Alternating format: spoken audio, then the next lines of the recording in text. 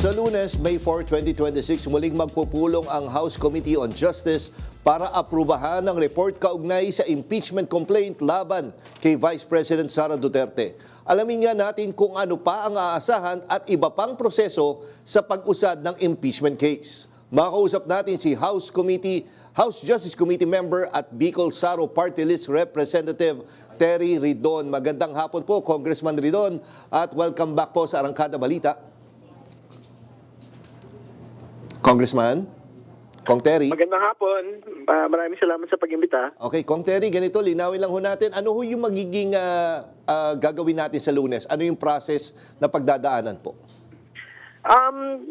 I-aprobahan po yung committee report, no, kung saan nakalakip na po roon yung articles of impeachment. No? So yan po yung ipapadala po sa plenaryo para sa pag-aproba ng plenaryo. Yan po yung pagdedebatihan sa araw po na yan. And then, by that time, pwede na ho ba siya kaya sa tingin nyo, dumiretso na sa Senado? Ganun kabilis?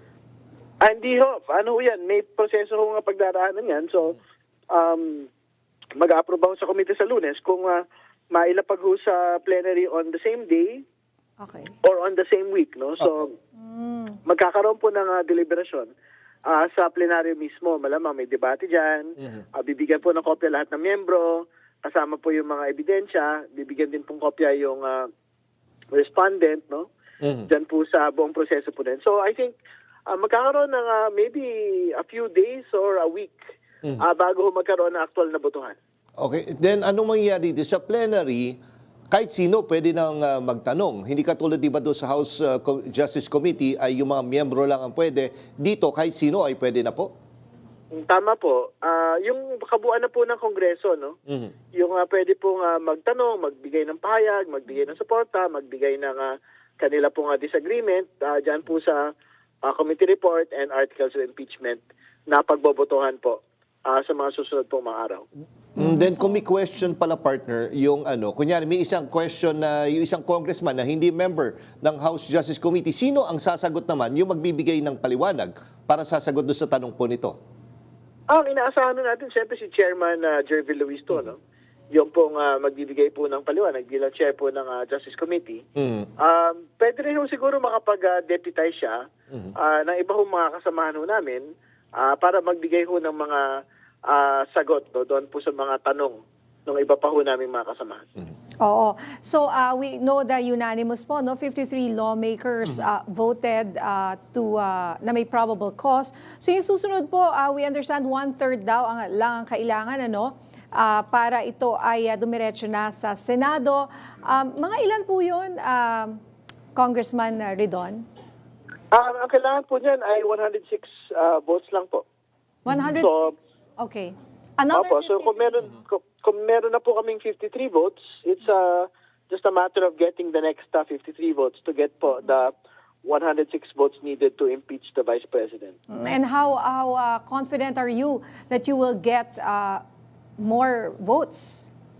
Alam po niyo, we have very high confidence, no? Especially po dun sa AMLAC report ng unexplained wealth, no? Yung po nga 6.7 billion in total transactions, 4.4 billion in inflows, no? Hindi ko talaga ma-imagine kahit ng mga kongresista, kahit ng mga ordinaryong tao, no? Paano ho nangyari po na may pumasok sa accounts ng mag-asawang Duterte Carpio, gayong mga taong gobyerno, abogado, at meron lang ho silang mga naluluging mga negosyo. And Congressman, kunyari na lang, for some reason ay hindi nyo maabot yung gusto natin na vote sa 106. Anong mangyayari? Ibabalik ba ito sa House Justice Committee? Hindi ho. That will be defeated at the level of the plenary, no? So, pero alam po ninyo, tingin ko hindi ho yun mangyayari. I don't think it is not a possibility na hindi ho maabot po itong 106 votes po na ito, given everything that we had seen in the House Committee on Justice proceedings.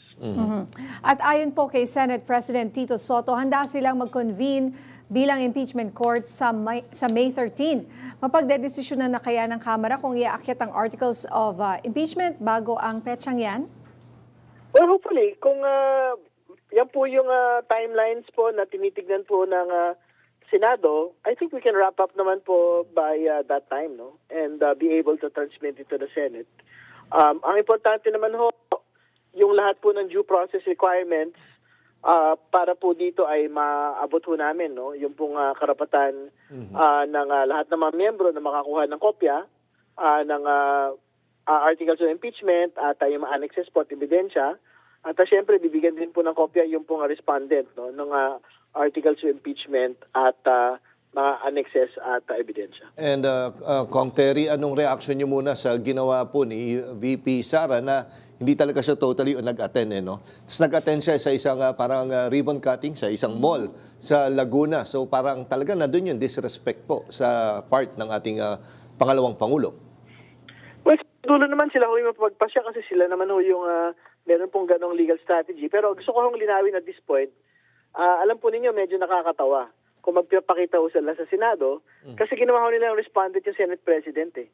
Diyan po sa kanilang kaso sa Korte Suprema. Ano inyong ibig niyo sabihin? Ito pong entirety of proceedings, no? Ito pong ating Kamara, no? So, ibig sabihin, pagka tumawid dyan sa Senado, di ba parang sina-challenge din ho nila yung jurisdiction supposedly nito pong Senate proceedings, hindi ba? O nga. So, medyo nakakatawa yun pagka ho ganun yung naging kanilang diskarte. Pero paano makaka-apekto to? Kunyari ganun pala, parang respondent siya. Oo. Ay, hindi. Meron ho silang kailangang i-admit na meron silang mga kailangang aminin na mga pagkakamali sa kanilang diskarte. Pagka sa dulot-dulo, magpapakita rin naman pala sila doon po sa Senate Impeachment Court. Kasi yun rin naman talaga yung sinasabi ng ilan na doon daw talaga siya maaaring lumitaw para sagutin ang mga paratang sa kanya. Pero anyway, kung humarap siya nga doon, may epekto ba to? Ay, dyan sa plenaryo, pwede ba? Na humarap kunyari habang nagpe-plenary? yeah. Oo, kayo dyan sa Kongreso. Pwede po ba? Hindi. Wala na ho po ang para sa plenaryo. Okay. Pero gusto ko lang linawin yung binabanggit kanina. Ang totoo naman ho, kung hindi ho siya nagkakaso sa Korte Suprema, wala namang kaso eh. Kasi meron naman talaga ho siyang karapatang hindi magpakita sa mga House Committee proceedings. Opo. At magkita-kita na lang ho tayo sa Senado. Walang problema yon. Pero ang nakakatawa kasi, yung pong pagtatanong ng defense panel on the proceeding itself. Hindi ba?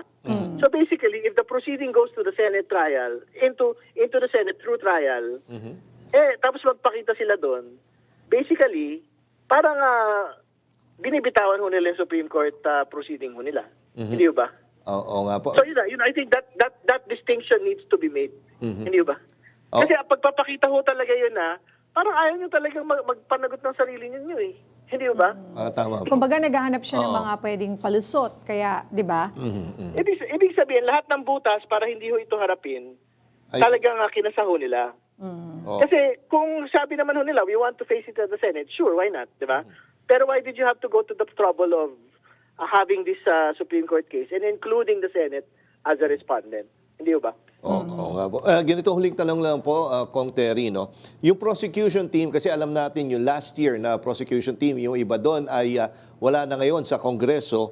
Paano magiging proseso dito? Pagbobotohan po ba ito at ilan po ang magiging miyembro nito? 11 naman po yung inaasahan po nating mga bahagi ng prosecution panel. Plenary po yung magdidesisyon po nito. Pagka ho na-impeach po ang pangalawang Pangulo. So yan po yung mga consequences nung pagkaka-impeach sa ating pong pangalawang Pangulo. We will have to elect a new set of prosecutors. And members po ng Justice Committee, yung magiging, not necessarily po?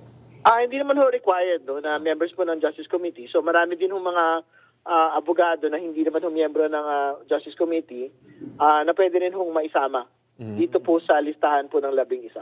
Okay. Alright. Maraming salamat, Bicol Saro Party List Representative at House Committee on Justice Member Terry Redon. Maraming salamat. Magandang hapon.